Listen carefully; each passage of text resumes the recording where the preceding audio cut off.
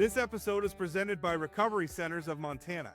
If you or someone you know is struggling, getting help shouldn't feel out of reach. Recovery Centers of Montana offers care across 6 locations, including inpatient facilities and outpatient clinics. Step away from the noise and focus on getting your life back on track. Learn more by calling 701-401-3000. That's 701-401-3000. Hi, I'm Megan Invick with Americans for Prosperity, North Dakota.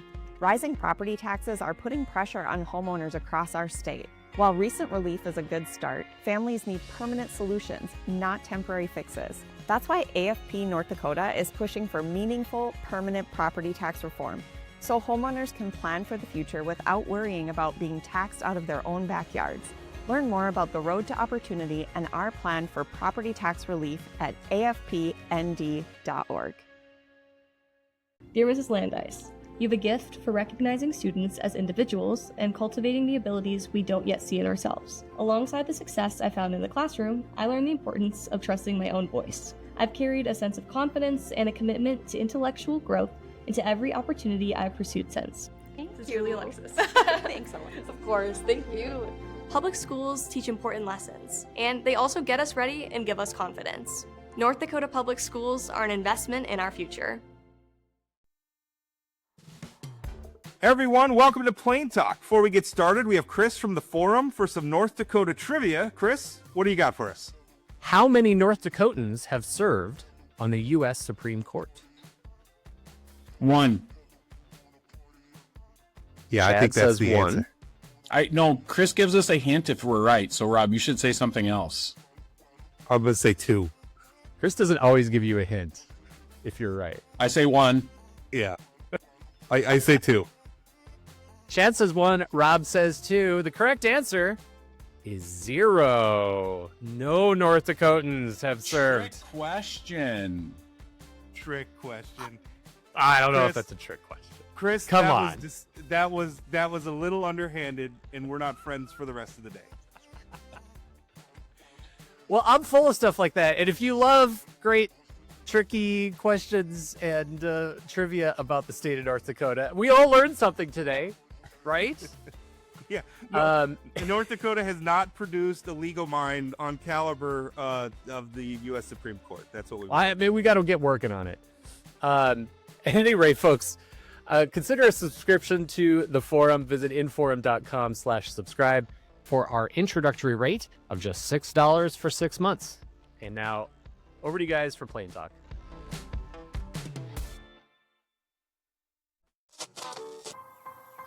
You're listening to Plain Talk, the voice of North Dakota politics. I'm your host, Rob Port. If I sound distracted, it's because I've been busy covering this story all morning. I'm joined by my co-host, Chad Oban. He's right of center, I'm left of center, both sides of the political spectrum. I think it's cathartic. I think it's a necessary and proper debate. I'm glad we're having it. And honestly, we have to do better. Okay, I don't know why I'm getting blamed for this, right?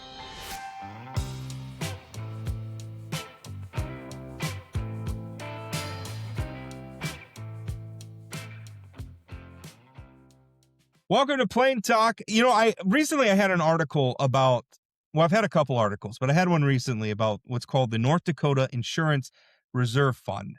Now, what this is essentially, it's self-insurance. North Dakota's local governments got together, they pool some money together so that if they have a liability, car accident, somebody gets hurt, things like that, and somebody files a claim against a local government, this fund is what essentially operates like you would expect an insurance company to, in order to resolve those claims. Now, there's been some controversy around the North Dakota Insurance Reserve Fund. There was an exam a few years ago that came before the legislature, before the Legislative Audit and Fiscal Review Committee. Some pretty sharp criticism of the North Dakota Insurance Reserve Fund at the time.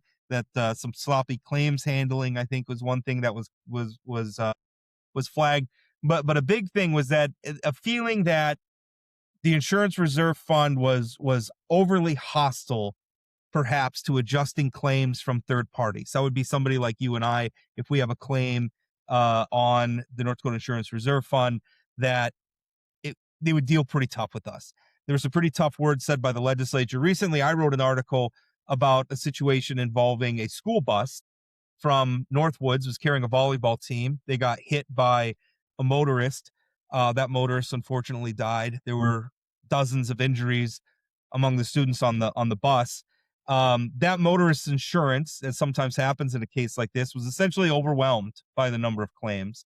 And so the North Dakota Insurance Reserve Fund, which insured that school bus, had what's called an underinsured motorist policy. That's something that kicks in where the motorist who is at fault because their insurance really didn't have enough to cover all the claims, this underinsured thing kicked in.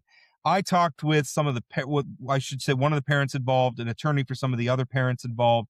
They were saying that the North Dakota Insurance Reserve Fund has delayed this process. It's taken longer. They've made it needlessly complicated, and that's hurting them. In response to that, Keith Peach and the North Dakota Insurance Reserve Fund got back to me, and they have their own story to tell. And I wanted to have Mr. Peach, who is the CEO of the Insurance Reserve Fund, I wanted to have him on. He's been the CEO since July of 2024. Keith, welcome. Thank you, Rob. I appreciate the opportunity to be here and discuss NDRF. Absolutely. NDRF. I don't call it NDRF because I don't like that. I don't know why. That doesn't roll off my tongue very well. So I call it the Insurance Reserve Fund. I would rather do that. I'll entertain you on this one. And you can indulge my quirks on that one. Did I get everything right describing NDRF's role? Geez, I just said I wasn't going to do it, and then I did it. The Insurance Reserve Fund's role in state government? Yeah, generally, Rob, I think the most common misconception that's out there regarding the Insurance Reserve Fund is that we're a state agency. We're not a state agency. We're not a state entity. We weren't created by statute. You had highlighted it was something that the political subdivisions in the mid 1980s, in 1986 specifically, established to help provide coverage for their unique coverage needs. There was a nationwide insurance crisis going on at that time. It's a whole story, but ultimately that's the biggest misconception that we run into, and I think the name doesn't help, but it's one of those things. So, Keith, let me ask, if you're not a state agency, does the insurance commissioner provide oversight as he does to other insurance companies? You're absolutely correct there, Chad. It's as you just said, we're not a state agency, but the insurance department does provide the regulatory oversight, and it's been that way since the creation of NDRF. And regulated in the same way as any other insurance companies would be regulated, or is it regulated in a different way than, say, state auto? Yeah, there is a little bit of a difference. The Insurance Reserve Fund is by statute not an insurance company. The business that we do isn't a transaction of insurance. So there are some unique intricacies that we have surrounding our regulation. And that's, like I said, that's all found in Century Code. In 2023, there was some clarifications that were done to help, clear up some ambiguities that were out there regarding what that regulation looked like. But it is, I mean, essentially you were created by local governments, right? I mean, and I always thought that this was interesting. I ran into something like this sort of in the foundations that are created by the universities. And I think there was an argument for a long time that even though the universities created it, that these foundations weren't state entities. Now, I think through some attorney general's opinions, we kind of straightened that out. But just from if just because you weren't created by statute, but you were created by political subdivisions of the state of North Dakota, and your board of directors is made up of representatives from those political subdivisions. So I guess to my mind, that means you're part of state government. As a practical matter, you were created by the government. I think there could be an argument, that way. But the important part of it is that the political subdivisions, provide the governance. They aren't required to go with the Insurance Reserve Fund for their coverage. They could self-insure completely, or they could go out to the private insurance marketplace and buy coverage that would be similar to what we offer. Well, what is the benefit for having the Insurance Reserve Fund as opposed to going with Allstate or something? I think the important part there is that the coverages that we provide are unique to North Dakota. We can be responsive to North Dakota. We don't have the entire United States impacting the rates that would be charged for the risk that our political subdivisions have. So there's a local control component that goes along with it that provides the oversight by the political subdivisions who are responsible to the taxpayers. So one of the criticisms of NDRF, I'm going to say it, I don't care what you guys say, it's easier for me to remember, has been how quickly claims get paid. For example, there's stories of homeowners who had a city pipe, blow up underneath their home, and their insurance won't cover it. Trying to get NDRF to cover it, and the taxpayer, the citizen, is just sort of in this weird limbo. Do you think that's a fair criticism of NDRF, that maybe you guys could be a little bit more efficient in terms of helping citizens when they're in these weird, strange situations? I think the important part there, or what I would like to provide the additional context to is, if you look at the time difference specifically, there is going to be a time difference. When for instance, if you have a windshield chip repair that you need on your vehicle, typically when you go to that shop to get it repaired, they're going to submit all the documentation to the company and they're going to pay it out. Uh, but when you introduce a third party or a member of the public, there's additional stuff that isn't included typically in that notice. Sometimes we don't get the contact information. There could be missing components of what we need to even begin the investigation. But it does take additional time to reach out to the affected parties, to gather the documentation, to coordinate with other entities that may be involved, and ultimately end up, gathering enough information to provide a determination of liability based on what the current legal statutes or the legal framework of liability for political subdivisions, and what the Century Code says as to what a political subdivision can be liable for. So there's a lot of moving components when you look at it from the standpoint of a first party claim to a third party. Let's talk about third party, because one of the things when we go back to the exam that was completed by Commissioner Gottfried's office, one of the things that they flagged was a insurance reserve fund policy that gives local governments that pay into the fund an easier time filing first party claims. So if it's one of the local governments filing a claim through the insurance reserve fund, the policy was that's handled easily because obviously they're all part of the fund, as opposed to a third party claim, which would be a member of the public filing it. And this is what Commissioner Godfrey told me from my article. He said, I think we've seen some improvement since the examination, but we've also gotten some recent complaints. The purpose of this insurance reserve fund is to protect the public. When the government does something that harms someone else, there needs to be a fund where citizens can go to receive redress. What we've seen is that fund is not very easy to access to be made whole.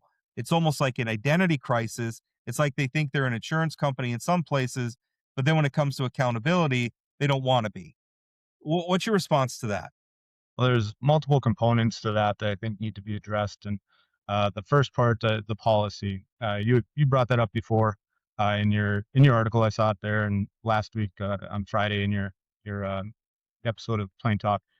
But I think what's missing is that there wasn't a second part of that policy that said, hey, don't nickel and dime first party claims, but nickel and dime third party claims.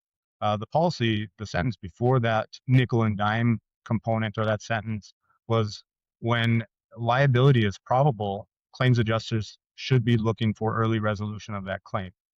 So I think there's some things that are taken out of context there with that policy. It ultimately is, NDRF is a member-owned nonprofit risk pool, but we are here to make sure that our members are made whole, and then if they are liable for a claim, to make sure that that claim is paid out on behalf of them. And then when you talk about some of the items that the insurance commissioner had talked about with the complaints, there's missing context there as well. Every one of those complaints has been reviewed by the insurance department staff, and all but one has been dismissed, and that one is actually, we have a response pending on it. So it's important to highlight we have made some really good strides towards meeting and implementing the recommendations that the insurance department had put out there in that market conduct examination. There's still more work to do. NDRF is not a perfect entity.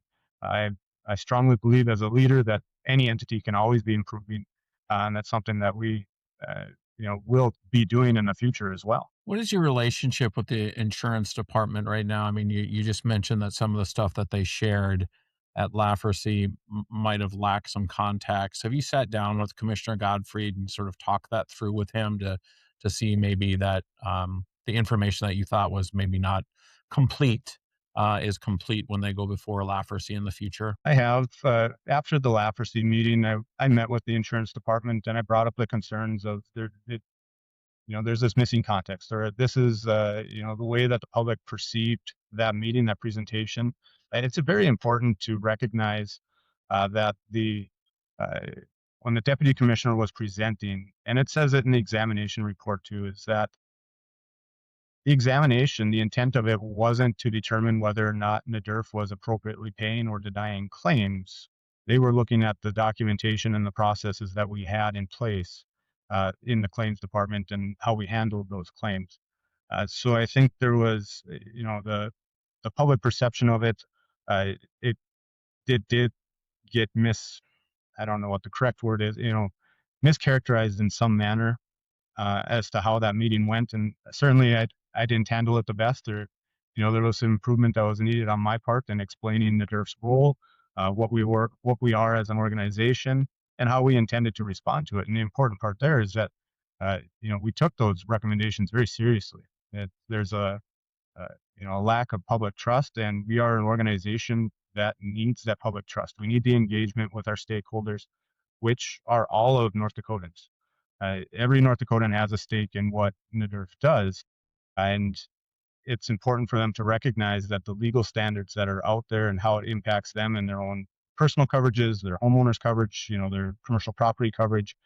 So there's, as I said afterwards in an interview, there's a component of education that we need to really step up here at NDRF, and you know, not only responding and saying we are taking this examination seriously, but here's the additional context that we can provide.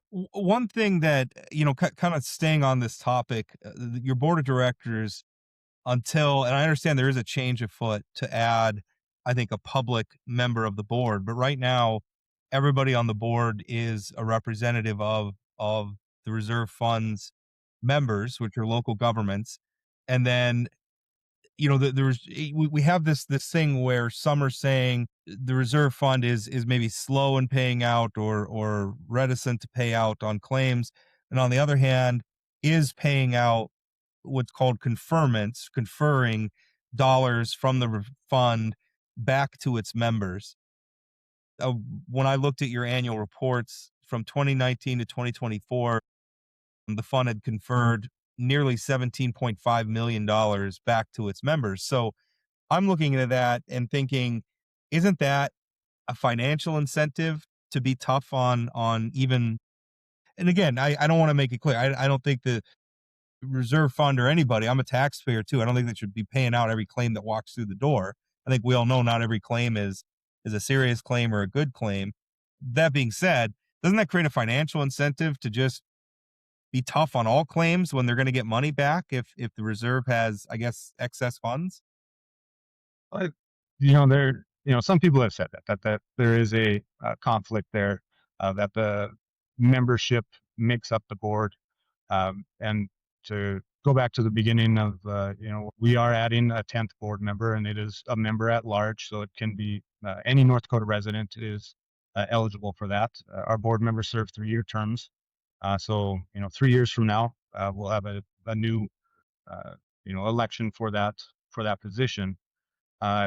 Incentive wise, the decisions that the claims department make are very separate from whether or not a conferment of benefits is going to be issued by the board of directors, where you can have a decision by the board, or excuse me, a decision by a claim adjuster that happens at the very beginning of the year.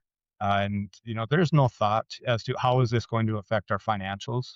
Our claims adjusters are very much examining what is the legal liability, what's the legal standard as to what can make up this claim, and is it uh, an allowable claim to be paid. As you just said, there are some claims that come in that uh, aren't necessarily valid, and I don't want to diminish any claim that comes in, because there's some certain items that there's uh, certain items that really need to be addressed by our political subdivision in that instance that led to this claim, whether it was lack of communication, lack of public trust, whatever.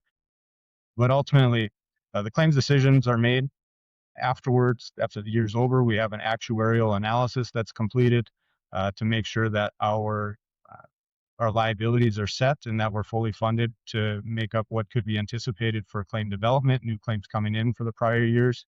And if there is enough surplus that can be given back to those members, that they can use that money for the essential services that they provide for their citizens, that decision is made at a later date. Typically in February, March timeframe is when that decision is fully finalized. So I think it's a misconception that there's this incentive to make that happen. We want to make sure that we're treating claimants fairly and with respect. And that's where it comes into play with that claim decision versus the conferment of benefits decision. Keith, I think NDRF has an issue, and I'm sitting here thinking about it. And the issue is probably 99.5% of North Dakotans have never heard of NDRF. And when they hear of NDRF, they're usually in a tough spot. And I think anytime you're waiting for a claim or dealing with insurance companies, you want the money ASAP, right? I mean, any sort of delay makes it difficult. Has your board in your office talked at all about how maybe you all can do some PR or going out and talking to folks to make people more aware of NDRF, or talking about the claims that you have made? So it's not just, we live in a time where if somebody doesn't get a claim, or like the story about the bus that robbed, that's a really dramatic story. But I assume there's a bunch of times where NDRF has written the check and nobody knows about that. So can you talk about, have you guys have had any conversations about PR, or is it just sort of, this is the world you live in and you just got to deal with it? I don't accept that this is the world we live in and we have to deal with it. There's always something that we can do. Our member services department is out and about quite a bit. You see our publications, and maybe that's something that we can do going forward, is send you a copy of our quarterly newsletter that we put together and provide some additional education opportunities that way. But we post those on our website. We are looking at redoing our website or revamping it to make it more accessible, more informative, to all stakeholders. Because, as you just said, is when people hear about us, it's typically in a negative context. There's a claim that's happened, their lives are disrupted, they're already stressed, they're going through so much, and it's awful stuff. And you throw into not just property damage, but when there's injuries, it's difficult. And I think the empathy component, as much as we try to provide that or make sure that it's there, uh, the human component is very much there as well. Where there's some awful, sad things that happen, and sometimes the political subdivision isn't legally liable for it, whether that's through an immunity or case law. And then of course, then you hear some very negative things about it, and people ask, why is it that way? Why is it happening? And that's a difficult one to convey in a manner that's sensitive to those issues. And I think that is fair. I former Michelle Comer, who's prominent person. She served in some public roles under various administrations. She served as the head of the Commerce Department for a while. I think she's currently on the State Board of Higher Education. She has a business in Fargo. Water main or water pipe broke and flooded her building, which is both her place of business, and then she lives upstairs.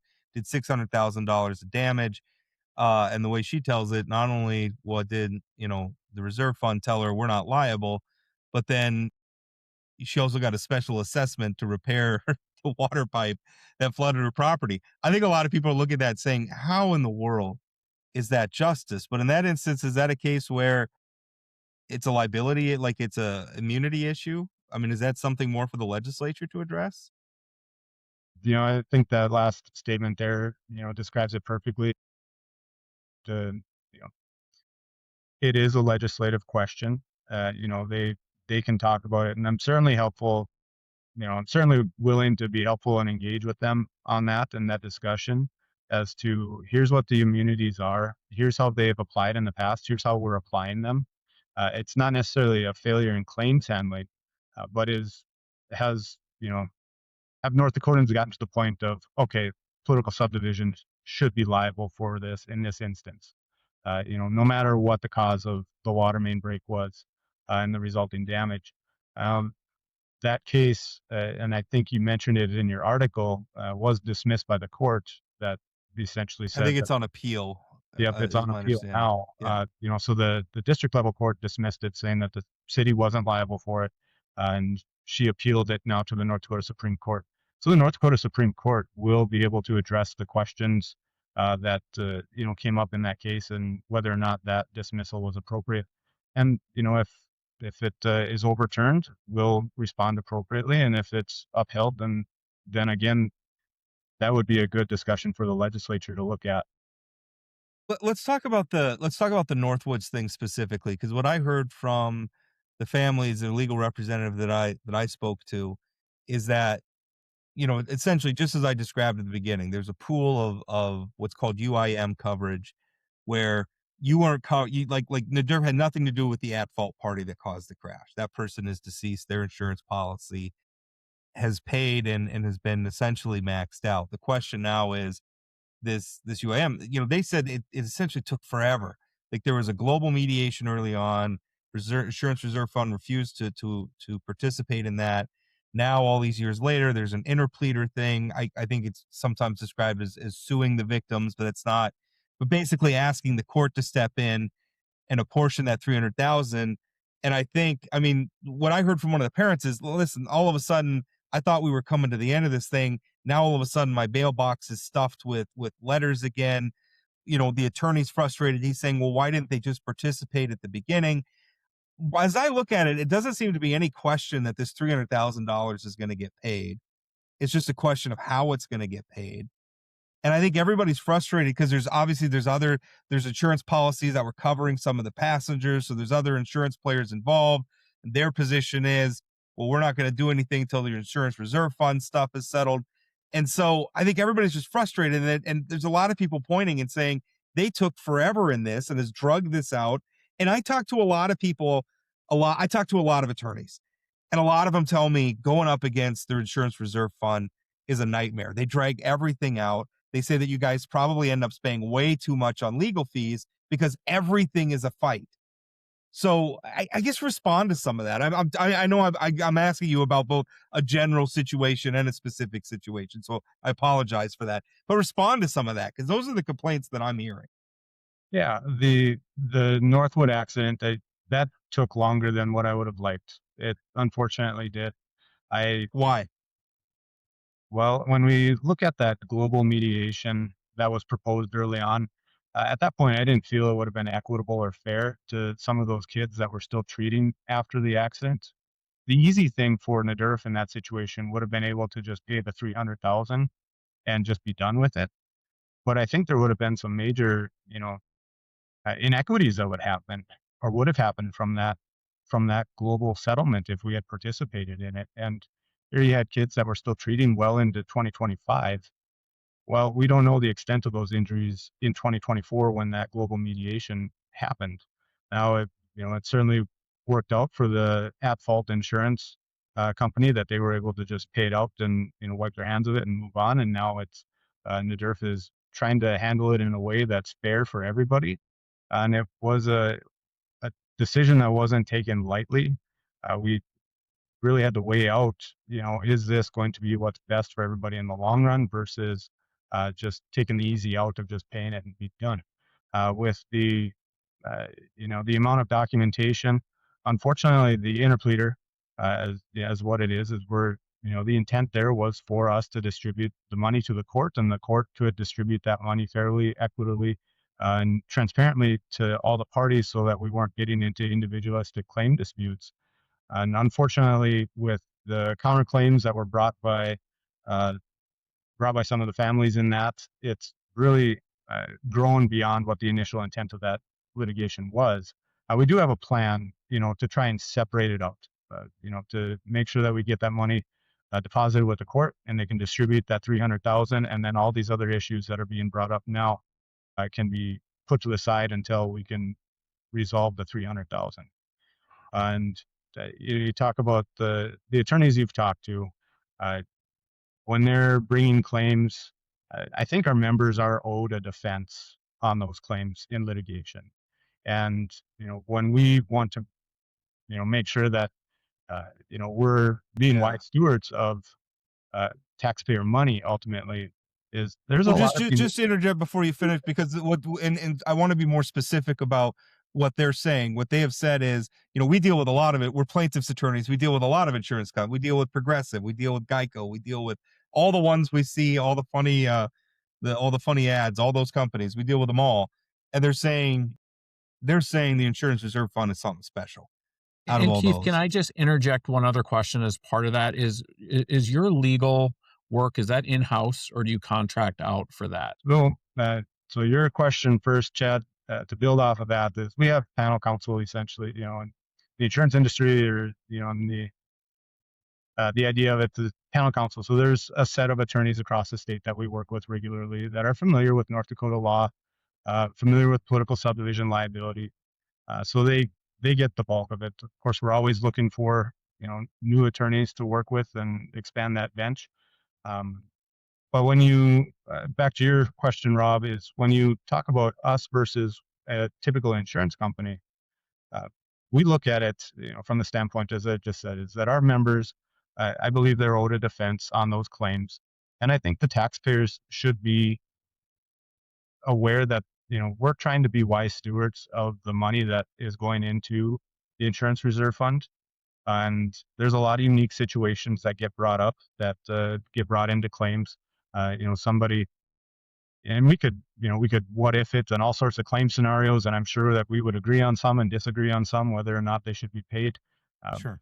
But I think we're trying to stick, to what an entity would legally be liable for. And sometimes that takes a lot of discovery, a lot of questions, a lot of document gathering, that, when we look at the claim initially, or if the claim comes in litigation, there's different steps and processes that happen. And an attorney, what they do is they represent their member. That attorney that we retain isn't representing the NDRF, it's representing our member. So they're looking at it from the standpoint of if they mess up, or if they, lose the case, so to speak, it's our member that's ultimately going to be the one, paying that money. Do you provide the oversight to those attorneys? Is that NDRF or is that the individual entity? And are those attorneys paid on an hourly rate or is it contingent on the result? That's paid on an hourly rate. Now, the oversight of it is the insurance reserve fund. Our adjusters will manage that litigation, but the major decisions ultimately come from the member. So our attorney, as I said, that we retain on behalf of the member, is reporting to the member. They provide reports to us as to here's how litigation is going, here's what we can expect in the future. There's reports that we receive. We pay their bills. It's on it, like I just said, it's on an hourly basis. There's the incentive for them to keep getting work is that the claims are resolved efficiently. And if there's liability, we would uphold, that standard of we're looking for early resolution. If we look at this and can reasonably determine that a court is saying, yes, the political subdivision is liable in this situation, we should be working towards resolution. We shouldn't be defending, taking a hardline stance that we're not going to pay it. Well, Keith, I appreciate your time. We've gone a few minutes over, so thank you for being so generous with your time today. And it's a little bit down on the weeds issue. And to Chad's point, most North Dakotans will never have anything other than obviously paying taxes to the member organizations, will never have anything to do with the insurance reserve fund. But if you do end up needing to file a claim, suddenly it becomes very important. So I appreciate you coming on and answering our questions. Yeah. Thanks, Keith. Thanks, Rob, for having me on. I would encourage anybody to reach out to me. I'm a very open book. And as you said, it can get a little bit into the weeds. and I'm certainly hopeful that I can help resolve some of the issues that have come up. And it's every day is a day of improvement, little by little, and hopefully we can regain the public trust in what we do, and look forward to talking more about it. Thank you, Keith. All right, thank you. The North Dakota oil and natural gas industry works here, and works here, and here, and even works here by creating 60,000 jobs statewide and generating billions of tax dollars annually to support our infrastructure, flood protection projects, and our schools. North Dakota Oil and Natural Gas, advancing the possibilities. Learn more at ndpetroleumfoundation.org. This episode is presented by Recovery Centers of Montana. If you or someone you know is struggling, getting help shouldn't feel out of reach. Recovery Centers of Montana offers care across 6 locations, including inpatient facilities and outpatient clinics. Step away from the noise and focus on getting your life back on track. Learn more by calling 701-401-3000. That's 701-401-3000.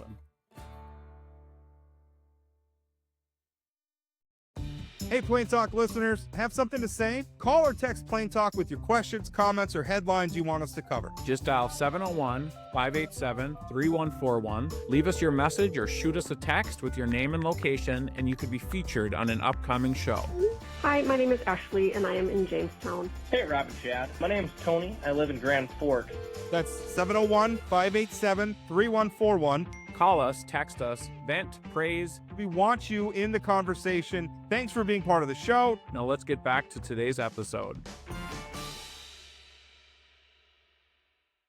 I think the hard part about talking about something with the Insurance Reserve Fund, and thank you to Keith Peach for coming on. I think he was very open and very candid. I do appreciate that. I think the difficult thing, part of this is very subjective. I mean, if you're filing a claim, obviously you believe in your claim and you think your claim should be paid. And so, the plaintiff's attorneys that I'm talking to, of course, they think they should win. They probably think they should win every claim that they file. Some of people I trust and know well, and they're saying to me, this is different. This is hard. And then I look, and it does seem like there are some incentives in play here that aren't necessarily about serving quick claim resolution. On one hand, it's hard for me when the members stand to benefit from keeping claims costs low, and they're going to get money back out of the fund. That creates, I think, a perverse incentive. I think when the attorneys you have working the litigation, I thought that was an excellent question. When they're working by the hour, maybe that's a report that the legislature or the public needs to be aware of. How much are we spending in legal fees? Because being paid by the hour, that's an incentive. When you talk about like the plaintiff side, a lot of them are working on contingency. I know Mr. Buback, the attorney that I interviewed representing the families in the Northwoods thing, he told me he gets a percentage basically of the settlement. So he doesn't have the incentive to prolong things. The attorneys working for the Insurance Reserve Fund do. Yeah. The only thing that would make the attorneys not want to bill extra hours is, and he sort of alluded to this at the end, if they want more work, right? I mean, but the way he said the system is sort of set up, they're working with the individual member, and then the bill comes to the to NDRF to pay. I mean, what is the accountability there? I asked that question because of that concern, right? I mean, are attorneys adding an extra 5, 6, 7, 10, 15 hours or elongating these things in order to be able to bill more hours? It is a very confusing thing, and I think that unfortunately who gets lost in this thing are people like Michelle Comer, right? I mean, we wouldn't know about Michelle Comer's situation if she wasn't a prominent person who had some juice and people were aware of it, right? Well, I mean, if you go back and watch that Lafferty committee meeting, you'll hear somebody else who had a similar thing. I think it was another water main break. I think that one was in Mandan. If I'm I might be misremembering, but it was another person with a very similar situation. And it's really hard for me as a member of the public to say this pipe that's maintained by the city, that's not on my property, that I have no responsibility for, breaks, causes a severe amount of damage. Not only do I not get to file a claim, I have to pay for it out of my own pocket or whatever, I guess my private insurance Well, but covers. private insurance is saying it's not their fault either. Well, I mean, depending on your situation. And then on top of that, you get a special assessment to fix it. I mean, talk about just putting your finger in the person's eye. How is that justice? Right. No, and I hope, and again, and I say that I'm not necessarily blaming. There's some immunity stuff that's a Right. legislative question in there. That's not necessarily their insurance reserve funds issue. when I ask the question, is this just the way it is? I think there's some truth to that. I mean, how are you supposed to make the public care about this or think about you're doing a good job? Nobody's paying attention to this. Yeah. Nobody's paying attention until that water pipe breaks in their house. And then the process is going to take longer than you want it to. Well, and to the extent that they are paying attention to it, like, I mean, I think the figure, and I don't know what the actual percentage is, but let's say it's 90% of the public will never file a claim with the insurance reserve fund. That's probably even higher. That means that's 90+% of the public that has an interest in keeping their taxes low and not paying out the claims. And so it's kind of one of those things where it's like, yeah, you're going to be in favor, stick it to them. Don't pay out those claims, save money until a garbage truck crashes into your car and now you need to file a claim. And now all of a sudden you have a road to Damascus moment and you're on the other side. Yeah, nobody wants to pay for shit until they need it, right? I would also just say I'm still not completely understanding, are they an insurance company? Are they a state agency? Are they something in between? I struggle with the idea that I think with like the university foundations where they were created by the foundation. And I don't, like, as a practical matter of law, like I dealt with this way back in the day. I think it was with the Dickinson State University Foundation, or maybe it was NDSU. Anyway, I filed an open records complaint with the Attorney General's office where they're saying, we're a private entity. We don't have to respond to your open records requests. And Wayne Stendrum, who was the Attorney General at the time, came back and said, well, no, you do. Just and basically what that says is government entities can't go and like promulgate a private entity and then get around like the transparency requirements or the other sorts of regulations that we put on government. They can't get around it by just creating. The North Dakota Insurance Reserve Fund is part of the state of North Dakota insofar as it's created and managed and funded and governed by political subdivisions of the state of North Dakota. They're a government entity. I also think that, there was a couple allusions to Commissioner Godfrey not telling the whole story. I hope they can, we both know John. We know he's a straight shooter. We know that he's probably he's trying to do right by the constituents. It seems like there just needs to be a conversation there to make sure that those two entities are on the same page. I think there might be like a philosophical difference or a difference over what the policy ought to be. And that's that is what it is. I do appreciate Mr. Peach coming on and I appreciate that. He reached out. That interview was his idea. And I give him a lot of credit for that. And I think that's a good thing. But there's something here that needs to be resolved. And I don't know what it is. Like if the legislature needs to step in and change the governance structure, maybe we need to break it up so that the people governing it, but there's some independent oversight that can maybe do a better job of balancing between we want to save money and be responsible stewards of the taxpayer dollars, but also we want to give people justice when they have valid claims. Because again, we're not talking about, when I talk about there being a financial interest, Walmart has that same financial interest, right? They don't want to pay out every claim that comes in. They benefit when their insurance companies are tough on people filing claims. So that exists everywhere. That's not unique to this. What is unique to this is our government. Right. So I like looking at the board and knowing some of those board members, I understand it looks like there could be that incentive. I don't know how much money's getting kicked back to these cities, counties, school districts, but I have a little bit of faith in that board doing the right thing. But maybe having a little bit more oversight might make some sense. But I think when you get into an environment like that, I think things can happen without them consciously happening. Right. I think when everybody in the same room kind of has the same perspective, then you run into some danger, maybe missing the boat on some things. That's what I'm saying. I'm not like they're twirling their mustaches saying, let's stick it to people.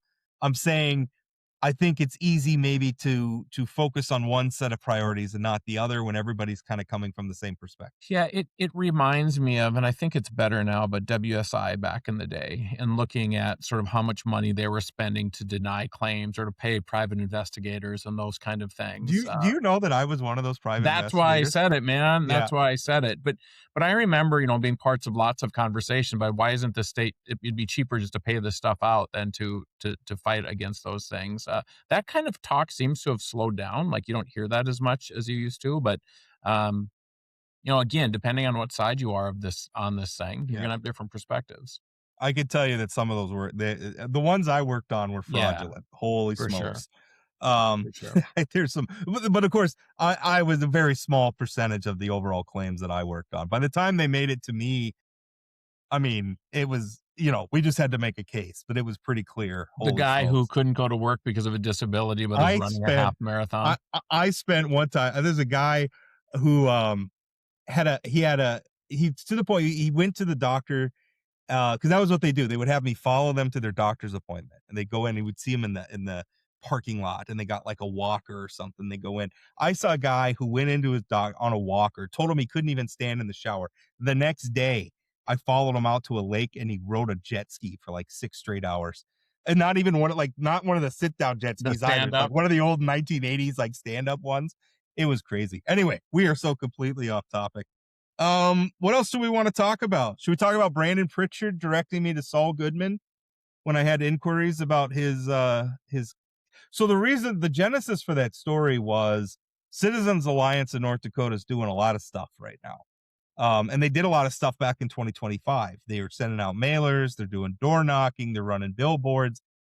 I don't see where they have raised the sort of money and spent the sort of money that would justify that activity. So my questions for Brandon Pritchard, who's probably well known to our audience, but former lawmaker, kind of turned into lost his seat in the primary, ran a bunch of candidates against incumbent Republicans in the primaries last cycle, didn't do very well, kind of a political troll. He, he's running it again this year and has the same objective. He's kind of part of this populist faction that wants to beat up on all the incumbent Republicans. And so my question just for him was, where's this money coming from? Like what committee do I look at so that I can see the disclosures that you're required to make?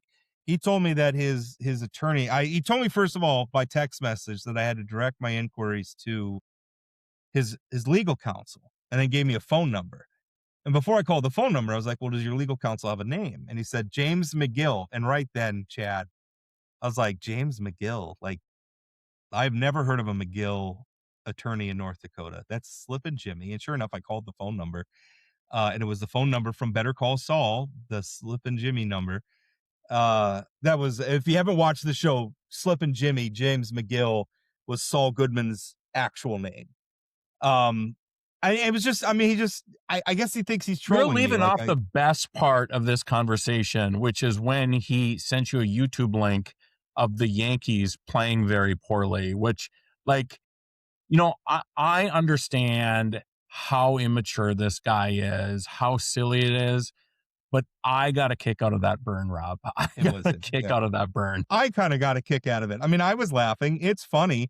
It's also childish, and I think he owes the public an explanation. Everybody has to follow these laws. We have these transparency laws in place for a reason. We deserve to know where this money's come from. It's not like he hasn't gotten up to shenanigans with funding previously when he took a bunch of money for a federal committee he named after the North Dakota Young Republicans, and then took all that money that people thought that they were supporting the North Dakota Young Republicans and gave it to Citizens United so he could use it to run against Republican candidates in the primary. I mean, he's done this stuff before. And then did he send out a fundraising email or a post or something saying that he's going to take on Kelly Armstrong's $1 million that Kelly Armstrong is spending on the primaries? Hey, pick your battles, fella. That's what I would say. Pick your battles. Well, it was kind of like it, because it was, I think the email actually said something like they were going to be fighting corruption. Here it is. The email is and I got this email as well. It's addressed to Patriot.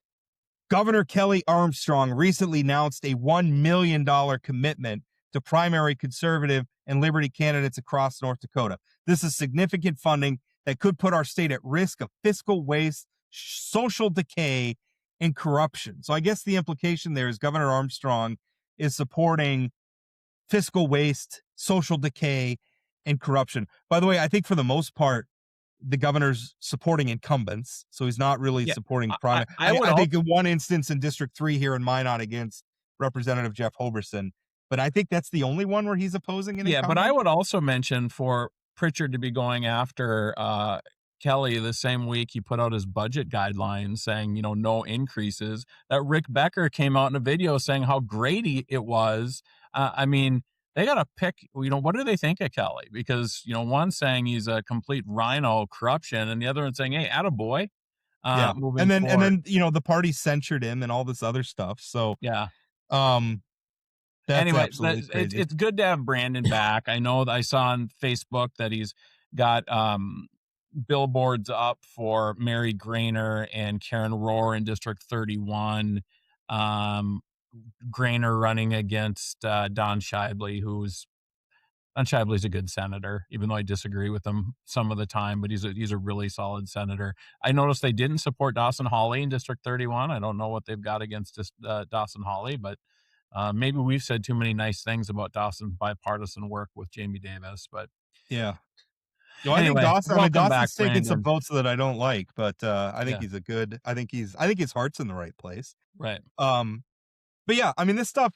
When people talk about like dirty politics and not trusting people, this is it, right? I mean, this is what people are talking snake about. Oil, man, it's such snake oil, and like it goes back to when he claimed to be going to the University of Minnesota Law School, and the law school had to come out and say he doesn't go to law school here. That's he played coy with it too. Like he played coy, like he wouldn't specifically say he did at one point. I mean, there's video with him where he's on the floor of the House where, I mean, basically said, when I was attending law school at the University of Minnesota, ultimately what it was is he was taking undergraduate classes offered by the law school that happened to be housed there. Right. And so, I mean, getting admitted to the University of Minnesota Law School is a big deal. That's a prestigious school. It's like me saying, I got admitted to Harvard, or I'm attending Harvard, when I'm really taking I'm watching Harvard YouTube channel videos or something. Yeah, I went to UNT med school because I drove by it one time. Yeah, it's not the same thing. It's just I don't know. It's just this is sort of a I don't know what you want to call it. But what's crazy about this, Rob, is he absolutely got it handed to him 2 years ago. He did. He lost. All his people lost. Here he is again. The lack of shame with some of these guys, he and Becker and others. It's like, you keep losing, gentlemen. Well, it's not that they're losing. I mean, if they want to keep tilting at windmills, this is what they believe in, fine. But how about you just play by the same rules that everybody else plays by? And just be honest. Just be transparent about what's going on. I think that they might even be a little bit more successful if they were. Let's talk. This kind of feeds into what else I had a column about North Dakota's 3 political parties, which I think is real. I mean, you look at it, there's the Republican Party, that's the populists that control the state convention and control the state party. There's the Republican Party, that's the incumbents and people like Governor Armstrong. And then there's the Democratic Party. And that's really true. There's 3, and they're really kind of in opposition to each other. So I told you before we started, I think your assessment is right. There are 3 parties. I think what's interesting is Donald Trump is the leader of 2 of those 3. I would also suggest the populist wing of the Republican Party in the last month or so has been much more likely to take on Donald Trump over Iran and those kind of things than the traditional Republicans. I would suggest Rick Becker and Luke Simons have taken more shots at Donald Trump than Julie Fedorchak and Kelly Armstrong. It's a weird situation, because on one hand, nominally, of the 2 Republican factions, nominally they all support Donald Trump. Right. Overall, despite some of the criticism that you've talked about. I think if you ask Rick Becker overall, he'd probably say he supports Donald Trump. And it'd be ridiculous for him to not. Well, and I mean, in the last cycle, he ran ads during his House race, despite the fact that Donald Trump had endorsed his opponent. He ran TV ads featuring Donald Trump. So you have that. I think you could argue too, from the normie or traditionalist perspective, they support Donald Trump, but who set this populist bonfire that you're all dealing with right now? Right. Right. I mean, that was Donald Trump did that. So it's a weird dynamic. And Rob, our guest earlier this week, Kevin Kramer, where does he fit into it? I mean, I think that he's got a foot in each camp, and sometimes that works well, but other times you make a lot of people mad by trying to do both things. We know where Hoeven is. I think the convention has showed where Fedorchak is in the traditional party, all the statewides who didn't go. But Kevin Kramer is still the one sort of prominent who he didn't show up to the convention, but he did send a video message, right? So he kind of likes to have his foot in both camps, and maybe that's smart politics. We'll see how it works out for him. But you also wonder if there's we're reaching a tipping point to where the tension between these factions just can't be reconciled. Yeah. Well, what I would also just say, going into this primary, and we alluded to it earlier with the governor planning on spending $1 million defending some of the traditional Republicans. And probably some of the statewide, I would guess, like Levi, he'll spend some money on, and the 2 PSC candidates who have opponents and probably the other statewide probably don't really need the governor. Certainly not in the primary. I mean, they don't have opponents in the primary, but I would just say Kelly Armstrong and his team are good at this. That's like, if I was Brandon Pritchard, if I was Rick Becker, if I was Charles Tuttle, who I think is in surgery this week, how do I know that? Yeah. He's on Facebook talking about he's having a bypass surgery, and he was asking for blood donors who haven't had the COVID shot because he didn't want the COVID shot blood in him. I hope it all goes well for him. So do I. And then I hope Levi Bachmeyer and the Democrat candidate for DPI beat the living crap out of him at the ballot. Figuratively, yes. But again, I think that these guys, Kelly Armstrong and his team, know what they're doing. And and what we saw from Kelly in the primary against Tammy Miller, they'll throw some punches proactively. It's not just that they know what they're doing, because they do, but also I would argue they represent the view of most North Dakota voters, certainly most Republican voters. But I mean, it really helps when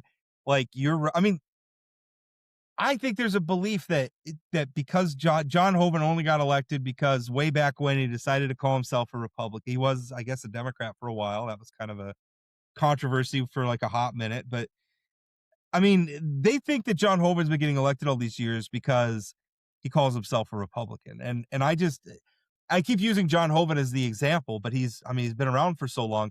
He's been winning elections because I think he represents something that North Dakotans really want to vote for. And over again, the man's never lost an election. Kelly Armstrong has never lost an election. And I don't think that's true. That's not true. It's my understanding he lost a student body president election at UND back in the day, and it really bothers him to this day. So I hope he listens to the podcast today to find out. Never forget the one time Kelly Armstrong lost. He was 21 years old. 21 years old, running for student government.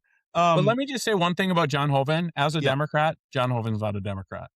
I don't think John Hoeven was a Democrat when he may have identified as a Democrat. This is who he is, right? I mean, I'm sure the Democrats would take him. Certainly back then, they would now as well. But I mean, John Hoeven's an effective senator. He's an effective governor. He's a popular politician. Yeah. There's something to be said. I mean, at some point, it's like the voters are telling you something over and over again.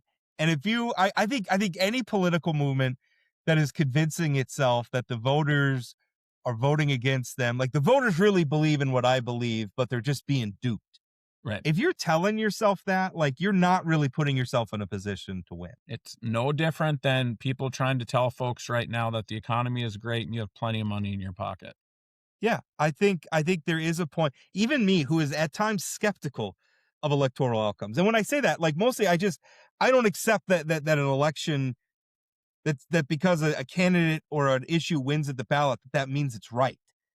It could still be wrong, and the voters make mistakes. I'm not saying that, but what I am saying is at some point, like, you have to accept what the voters are saying.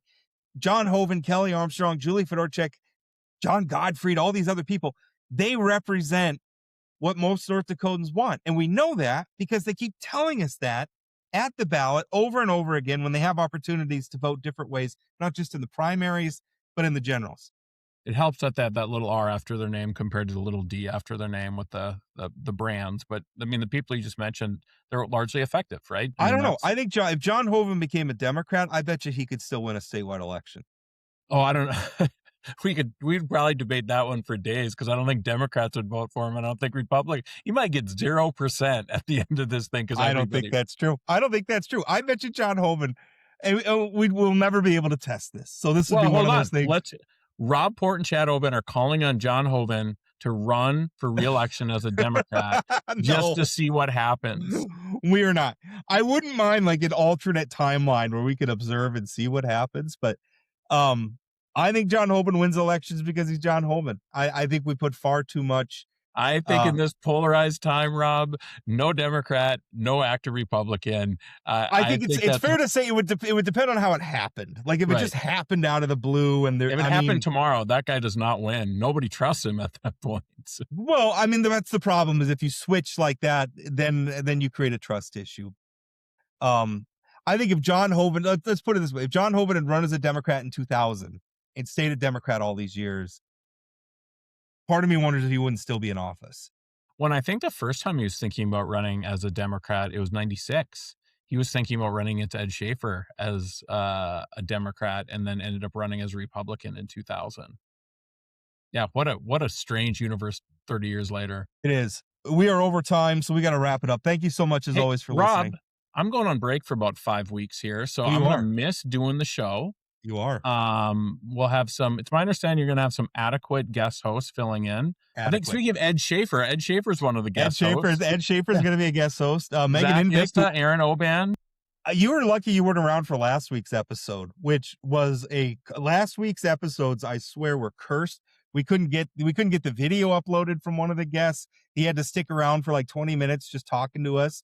Bob Harms was supposed to sit in. So I had to tap Matt Fern to get him in at the last minute. Matt did a great job, but we couldn't get Bob. Bob is at a place in Wisconsin that's never heard of Wi-Fi before. So we had.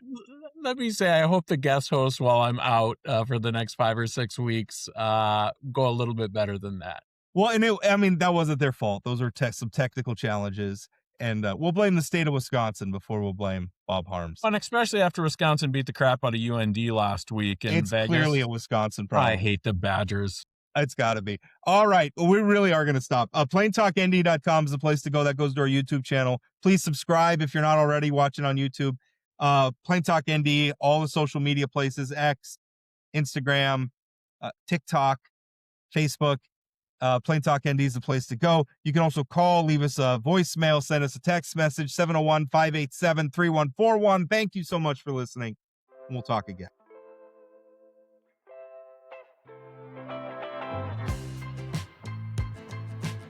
That's it for today on Plain Talk, the voice of North Dakota politics.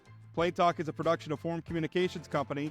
Got a question, comment, or suggestion? Leave us a voicemail or send us a text message at 701-587-3141.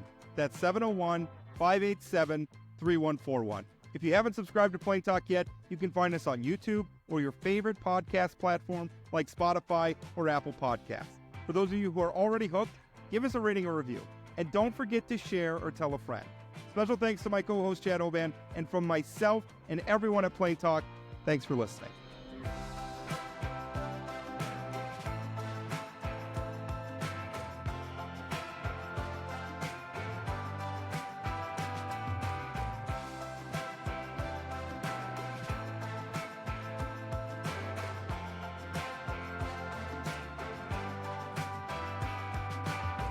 We are so completely off topic.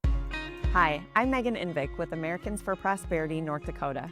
Rising property taxes are putting pressure on homeowners across our state. While recent relief is a good start, families need permanent solutions, not temporary fixes. That's why AFP North Dakota is pushing for meaningful, permanent property tax reform, so homeowners can plan for the future without worrying about being taxed out of their own backyards.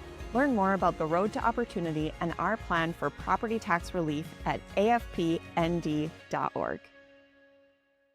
The North Dakota oil and natural gas industry works here and works here, and here, and even works here. By creating 60,000 jobs statewide and generating billions of tax dollars annually to support our infrastructure, flood protection projects, and our schools.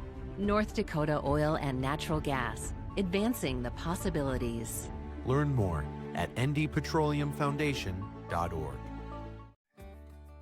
This episode is presented by Recovery Centers of Montana. If you or someone you know is struggling, getting help shouldn't feel out of reach. Recovery Centers of Montana offers care across 6 locations, including inpatient facilities and outpatient clinics. Step away from the noise and focus on getting your life back on track. Learn more by calling 701-401-3000. That's 701-401-3000.